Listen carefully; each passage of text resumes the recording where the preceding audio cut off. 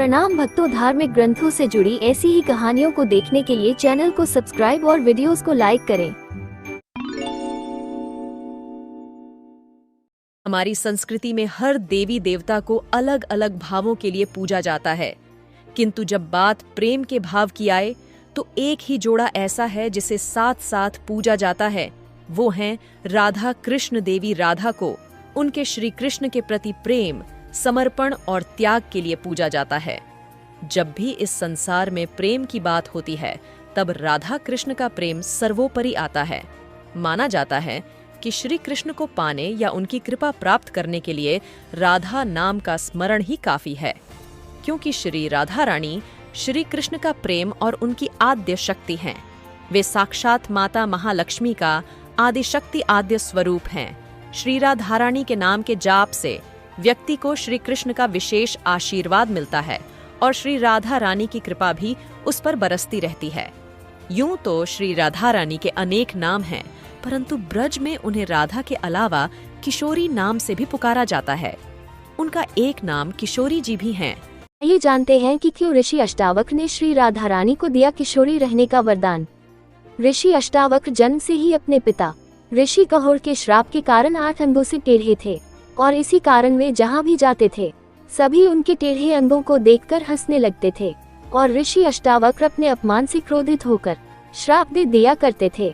एक बार ऋषि अष्टावक्र बरसाना गए और वे वहाँ राधा रानी से मिले, किंतु राधा रानी ऋषि अष्टावक्र को देखकर मुस्कुराने लगी।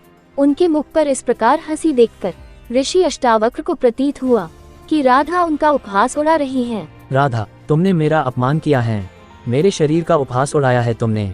तुम्हें अपने इस रूप का अभिमान है ना? अब तुम्हारे रूप के साथ कुछ ऐसा विचित्र होगा जो युगों युगों तक सभी स्मरण रखेंगे।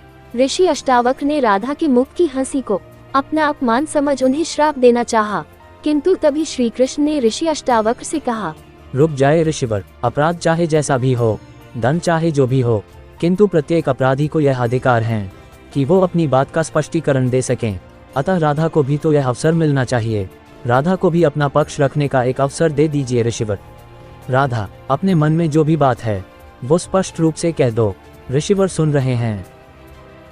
तब श्री राधा ने ऋषि अष्टावक्र ने कहा, ऋषिवर, सबसे पहले तो मेरे ना चाहते हुए भी आपको यदि किसी भी प्रकार का कष्ट या दुख हुआ है तो मुझे क्षमा करें। ऋषिवर, आपने मेरे मुख की हंसी देखकर क्या समझा, उससे पहले आप ये जान लीजिए कि मेरे मन ने क्या अनुभव किया। आपको लगा कि मैंने आपकी कुरूपता का उपहास उड़ाया है ना ऋषिवर? किंतु ऐसा नहीं है। मेरे मन ने आपके भीतर एक बड़े ज्ञान के महासागर को देखा, संतोष और ब्रह्म ज्ञान की सुंदरता को देखा। कितनी सुंदर छवि है आपकी आत्मा की, जिसे देखकर मन आनंद और प्रसन्नता से भर गया और इसी आनंद की अनुभूति से मेरे मुख पर हंसी आ गई। अब आप ही बताइए ऋषिवर, इसमें अनुचित क्या है? जब मन में आनंद और प्रसन्नता हो तो मुख पर हंसी आना तो स्वाभाविक प्रतिक्रिया है ना। अब इसे रोकना तो आत्मा को बंदी बनाने जैसा हुआ ना। ऋषि अष्टावक्र ने कृष्ण की बात सुनकर राधा से कहा, बालिका, तुम जो भी कहना चाहती हो स्पष्ट रूप से कहो। ऋषिवर, आपने अपने भीतर स्वयं के लिए एक ऐसी छवि बना ली है जो आपको अप्रिय है। इसीलिए जब भी कोई आपके समक्ष आकर किसी भी कारण से हंसता है तो आपको अपमानित अनुभव होता है। किंतु यदि आप अपने आप को सुंदर मान ले, अपनी आत्मा की सुंदरता को जान ले, तो कोई भी आपके समक्ष क्यों ना आ जाए, कोई भी क्यों ना हंसे, तब उस क्षण आप स्वयं को अपमानित नहीं आनंदित अनुभव करेंगे और उसे आप श्राप नहीं वरदान देंगे। जिससे आप अपमान समझ रहे हैं वो सिर्फ आपका भ्रम है, क्योंकि आप स्वयं को कुरूप समझते हैं। ऋषि अष्टावक्र ने श्री राधा के मुख से ये दिव्य वचन सुनकर प्रसन्न होते हुए कहा, इस संपूर्ण ब्रह्मांड का आधार है वेदों का ज्ञान, जिससे जीवन सुंदर बनता है और जिसे हम ईश्वर कहते हैं, परमेश्वर कहते हैं। उसका तो कोई स्वरूप ही नहीं है, फिर भी हम उसे अत्यंत सुंदर कहते हैं, क्योंकि उसका परम हृदय सुंदर है, जो ज्ञान और परम संतोष जैसे भाव से विभूषित हैं। इसका अर्थ तो यही हुआ ना कि मन की सुंदरता ही सबसे प्रधान और शुद्ध है। मन की सुंदरता शारीरिक सुंदरता से अधिक महत्वपूर्ण है। वही सत्य है, वही शिव है और वही सुंदर है।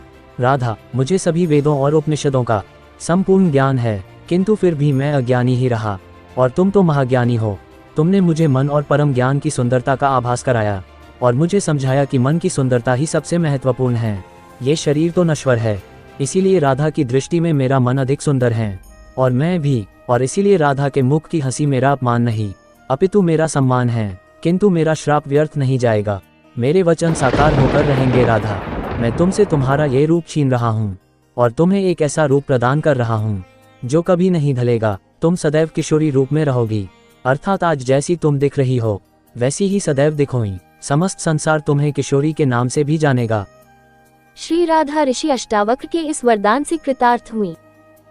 आपका मुझ पर इस कृपा के लिए धन्यवाद ऋषिवर, किंतु भला मैं सदैव इस सुंदरता का क्या करूंगी? मैंने अपने मन में झांक कर देखा है कि प्रेम में सुंदरता का कोई स्थान नहीं होता है, बल्कि प्रेम ही सुंदर होता है, और प्रेम केवल मन का संबंध है, शरीर का नहीं। तब श्री कृष्ण ऋषि अष्टावक्र के पास गए और इसीलिए श्री राधा रानी को किशोरी जी के नाम से भी जाना जाता है, अर्थात उनका ये रूप कभी नहीं ढलता। वे सदैव किशोरी जी के रूप में विराजमान रहती हैं।